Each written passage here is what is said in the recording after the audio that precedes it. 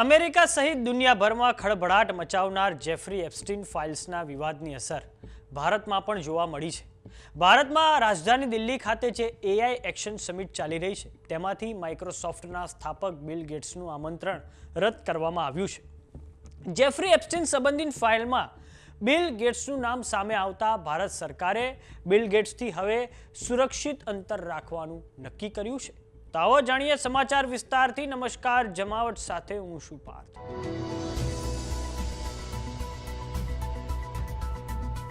રાજધાની દિલ્હી ખાતે 16મી ફેબ્રુઆરીથી AI action સમિટની શરૂઆત થઈ ચૂકી છે. ત્યારે વિશ્વભરમાંથી મહેમાનોને દિલ્હી ખાતે આમંત્રણ આપવામાં આવ્યું છે. પરંતુ માઇક્રોસોફ્ટના સ્થાપક બિલ ગેટ્સ આ એઆઈ એક્શન સમિટમાં ભાગ નહીં લઈ શકે, કેમ કે જેફરી એપ્સ્ટીન સંબંધિત દસ્તાવેજોમાં બિલ ગેટ્સનું નામ સામે આવ્યું છે. અને હવે વડાપ્રધાન કાર્યાલયની સૂચના પછી એઆઈ એક્શન સમિટમાં બિલ ગેટ્સનું વક્તવ્ય અને તમામ મુલાકાતો રદ કરવામાં આવ્યા છે. ભારત સરકારે બિલ ગેટ્સથી અંતર જાળવવાનું નક્કી કર્યું છે. જેફરી એપ્સ્ટીન સંબંધિત દસ્તાવેજોમાં બિલ ગેટ્સનું નામ ખુલતા તેમણે સ્પષ્ટીકરણ પણ આપ્યું હતું. તેમણે કહ્યું છે કે મેં એપ્સ્ટીન સાથે જે પણ સમય વિતાવ્યો પણ મને તેનો પસ્તાવો છે અને હું તેના માટે માફી માંગુ છું. બિલ ગેટ્સ આ પહેલા પણ કહી ચૂક્યા છે કે તેમણે એપ્સ્ટીન સાથે ફક્ત ચેરિટી અને ફંડ રેઝિંગના સંબંધમાં મુલાકાત કરી હતી, પરંતુ હવે તેઓ તેને એટલે કે આ એક મુલાકાતને પણ ખૂબ મોટી ભૂલ માની રહ્યા છે.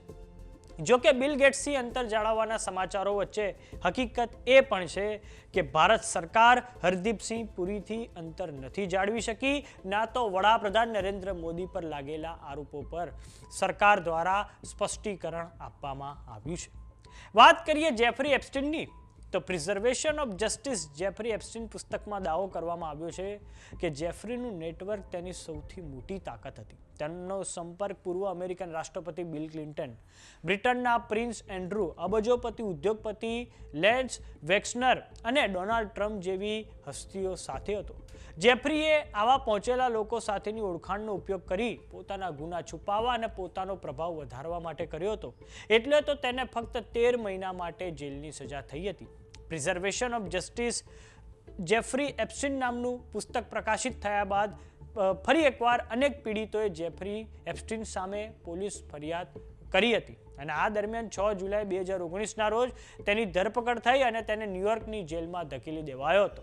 10 ઓગસ્ટ 2019ના રોજ જેફરી એપ્સ્ટીન જેલમાં ફાંસો ખાધેલી હાલતમાં મળી આવ્યો હતો અને એના મોતને આત્મહત્યા જાહેર કરાઈ હતી. પરંતુ તેના મૃત્યુ અંગે આજે પણ ઘણી બધી શંકાઓ ઊભી થઈ રહી છે.